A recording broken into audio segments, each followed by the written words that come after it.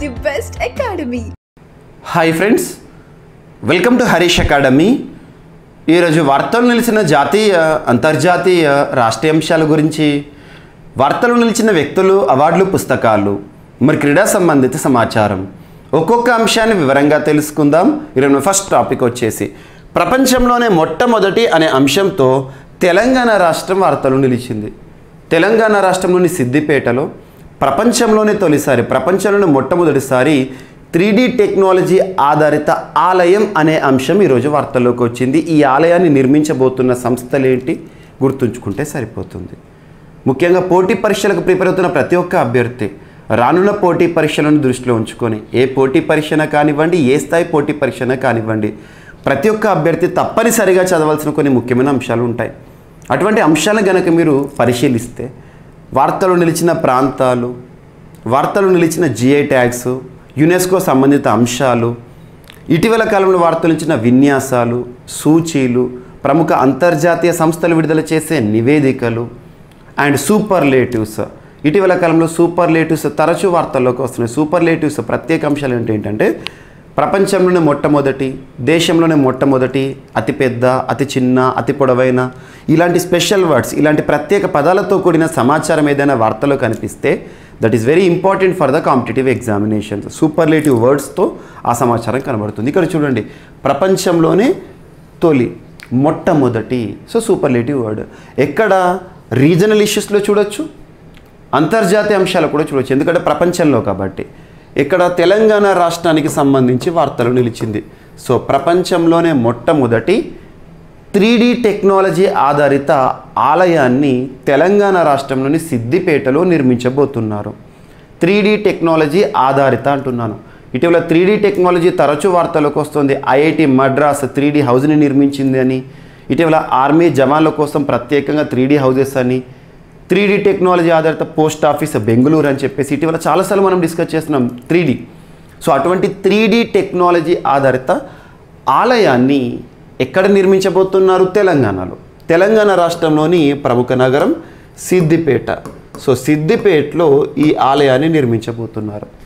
మరి ఏ సంస్థ వారు నిర్మించబోతున్నారు ఈ ఆలయాన్ని అంటే, హైదరాబాద్కు చెందిన ప్రముఖ సంస్థలు, నిర్మాణ సంస్థలు అఫ్సుజా ఇన్ఫ్రాట్రెక్ అండ్ సెకండ్ వచ్చేసి సింబ్లిఫోర్జ్ క్రియేషన్స్ అనే సంస్థ. సింబ్లిఫోర్జ్ ఇవి హైదరాబాద్కు సంబంధించిన నిర్మాణ సంస్థలు.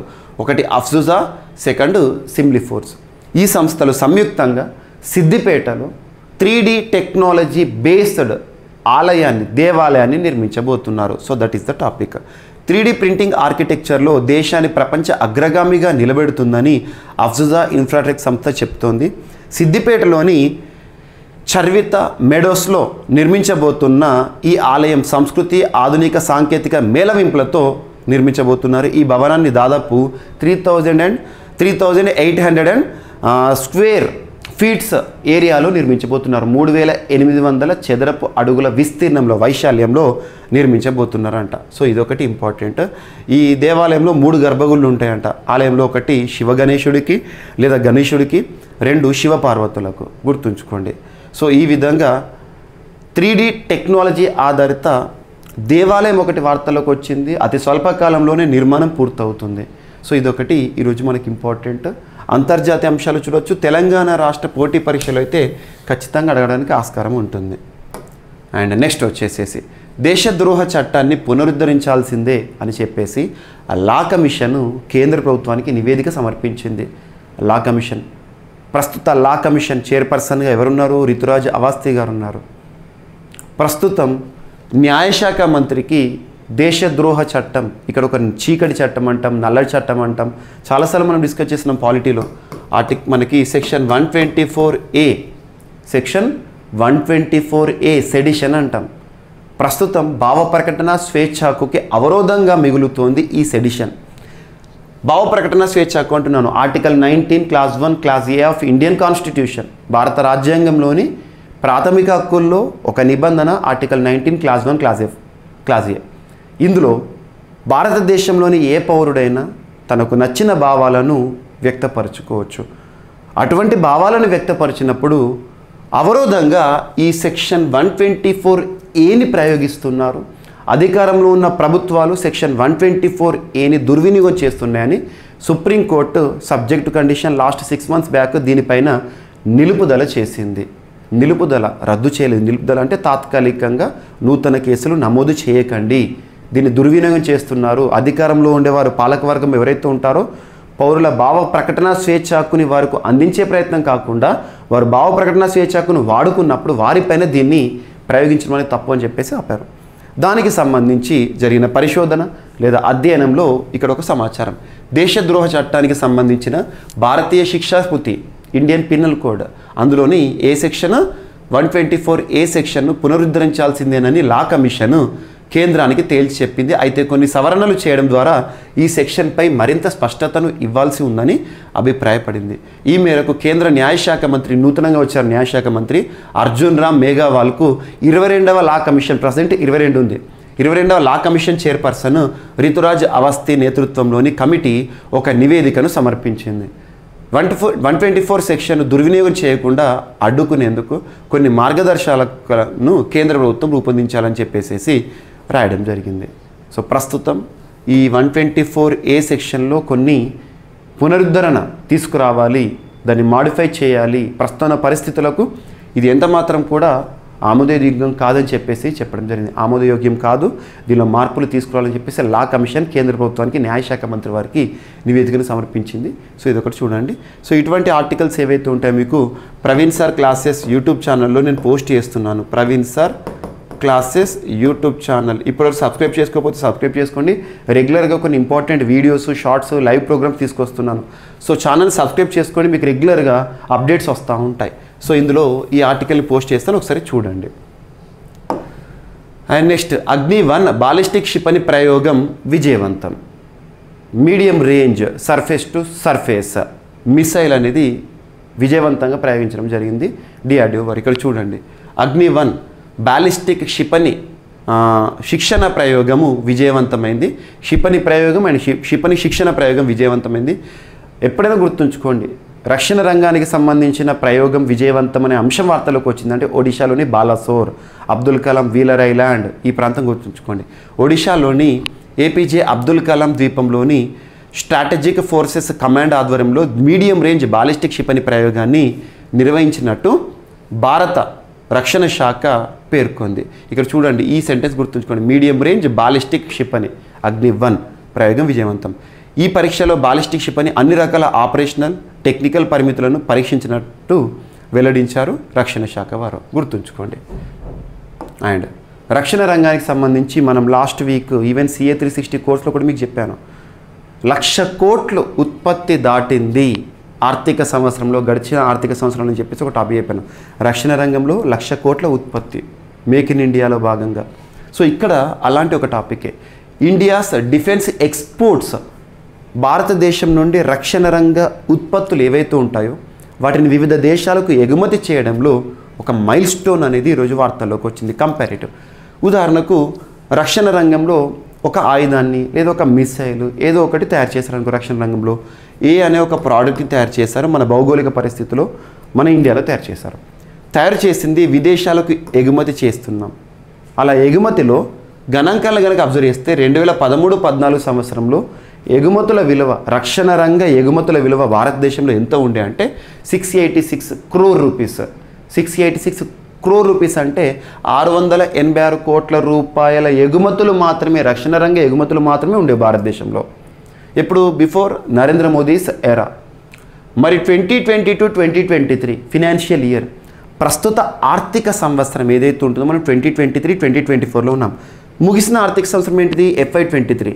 2022-2023 ఇయర్ ఆర్థిక సంవత్సరం చూస్తే ఆ సంవత్సరంలో 16,000 కోట్ల రూపాయల విలువైన రక్షణ ఎగుమతులను మనం సాధించామని చెప్పేసి రక్షణ శాఖ వారు విడుదల చేసిన గణాంకాలు వార్తల్లోకి వచ్చినాయి. సో ఇక్కడ చూడండి ఈ సమయంలో ఇంత ఉండే ఈ ఆర్థిక సంవత్సరంలో అది ఎంతగా పెరిగిందో చూడండి. ఈ విధంగా దాదాపు 23 టైమ్స్ పెరగడం జరిగింది. సో ఇది ఎగ్జామ్లో అడగవచ్చు. రక్షణ రంగానికి సంబంధించి ఉత్పత్తుల విలువ ఏ మైల్ స్టోన్ని దాటిందంటే 1,00,000 కోట్ల ఉత్పత్తులు దాటింది. అదే ఎగుమతికి సంబంధించి మార్క్ ఏంటి అంటే ఇది గుర్తుంచుకోండి. దీంతోపాటు మీకు రెగ్యులర్గా సిప్రీ గణాంకాలు వార్తల్లోకి వస్తూ ఉంటాయి. SIPRI Stockholm International Peace Research Institute Stockholm Sweden కేంద్రంగా పనిచేస్తుంది. సిప్రీ గణాంకాలు వెరీ వెరీ ఇంపార్టెంట్. అత్యధికంగా ఆయుధాలను దిగుమతి చేసుకున్న దేశాల్లో భారతదేశం స్థానం ఎంత అంటారు, ఎగుమతి చేస్తున్న దేశాల్లో భారతదేశం యొక్క స్థానం ఎంత, ఇలా అడుగుతారు. సో సిప్రీ గణాంకాలు వెరీ వెరీ ఇంపార్టెంట్. మీకు గతం క్లాసెస్లో చెప్పాను, ఒకసారి చూడండి. నీళ్లు లేకున్నా కూడా మొక్కలు జీవిస్తాయి అనే అంశం వార్తలోకి వచ్చింది. ఒక మొక్క బతకాలంటే ఖచ్చితంగా వాటర్ ఉండాల్సిందే, నీరు పోయాల్సిందే.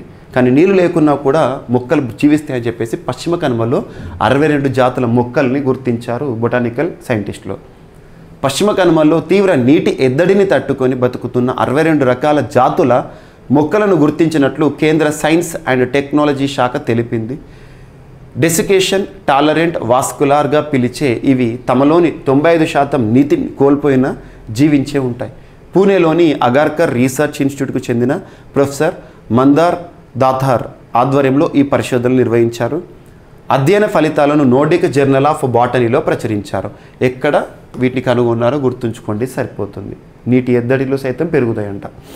ఇటువంటి ముఖ్యంగా వార్తలు నిలిచిన జీవులు కానీ లేదా మొక్కలు కానీ ప్రత్యేకంగా చూడండి. ఎగ్జామినేషన్లో వాటి యొక్క సైంటిఫిక్ నేమ్స్ పైన కూడా అడుగుతారు. ఇక్కడ అంటే 62 జాతులు కాబట్టి గుర్తుంచుకోవాల్సిన అవసరం లేదు. అండ్ నెక్స్ట్ వచ్చేసి జేపీ మోర్గాన్ న్యూయార్క్ ఆధారిత సంస్థ యుఎస్ఏ. జేపీ మోర్గాన్ మనం తరచూ పేరు వింటూ ఉంటాం. ఇటీవల తరచూ వార్తలు నిలుస్తున్న అంశం ఏంటంటే భారతదేశం యొక్క వృద్ధి అంచనాలు ఏ విధంగా ఉండబోతున్నాయని చెప్పేసి ప్రముఖ సంస్థలు విడుదల చేస్తున్నాయి.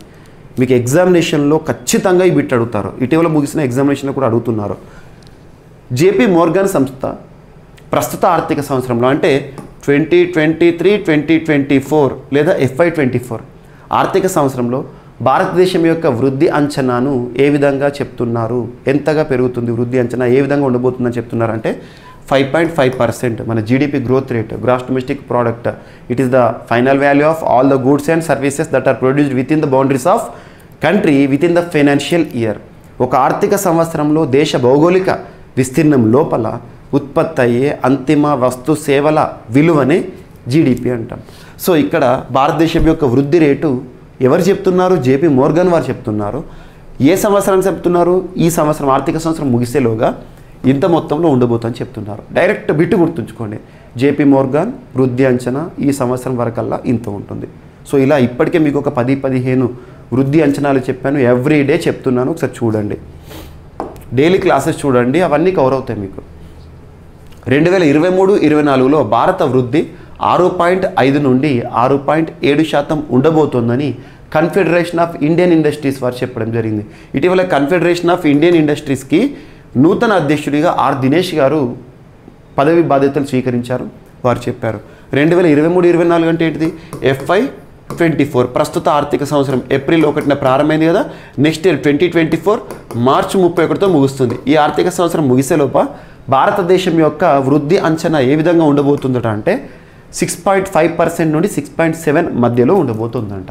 ఇది వృద్ధి అంచనాలు, గుర్తుంచుకోండి. ప్రస్తుత ఆర్థిక సంవత్సరంలో భారత వృద్ధి రేటు 6.5% నుండి 6.7%గా నమోదయ్యే అవకాశం ఉందని భారత పరిశ్రమల సంఘం అధ్యక్షుడు ఆర్ దినేష్ గారు చెప్పడం జరిగింది. ప్రభుత్వ మూలధన వ్యయాలకు తోడు విదేశీయంగా పటిష్టంగా ఉన్న ఆర్థిక కార్యకలాపాలు ఇందుకు అండగా నిలుస్తాయని తను పేర్కొన్నారు, గుర్తుంచుకోండి. సో నెక్స్ట్ టాపిక్ వచ్చేసి ఈరోజు వార్తలు నిలిచిన వ్యక్తులు. స్టీల్ అథారిటీ ఆఫ్ ఇండియా ఈ సంస్థకి నూతన చైర్పర్సన్గా వార్తలు నిలిచిన వ్యక్తి ఎవరు? పేరు గుర్తుంచుకోండి, సరిపోతుంది. అమరేందు ప్రకాష్ గారు. పేరు గుర్తుంచుకోండి. అమరేందు ప్రకాష్ గారు స్టీల్ అథారిటీ ఆఫ్ ఇండియా లిమిటెడ్కి నూతన చైర్పర్సన్గా వార్తల్లోకి వచ్చారు. మరి ఈ సంస్థ steel authority of India limited అనేది 1973లో ఏర్పాటైన సంస్థ.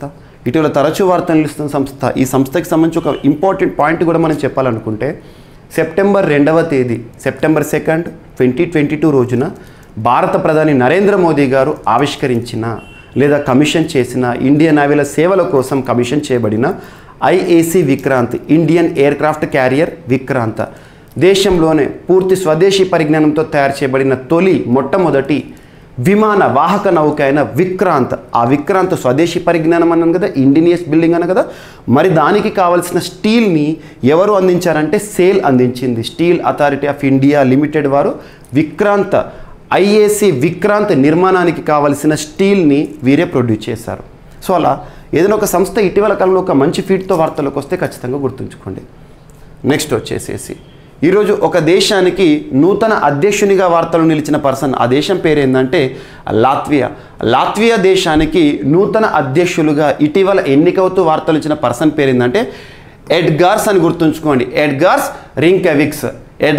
రింకవిక్స్ అనే ఒక వ్యక్తి ఇటీవల ఏ దేశానికి నూతన అధ్యక్షులుగా ఎన్నికవుతూ వార్తలు ఇచ్చారంటే లాత్వియా, లిథువేనియా, ఇవన్నీ పేర్లు మనం వింటూ ఉంటాం.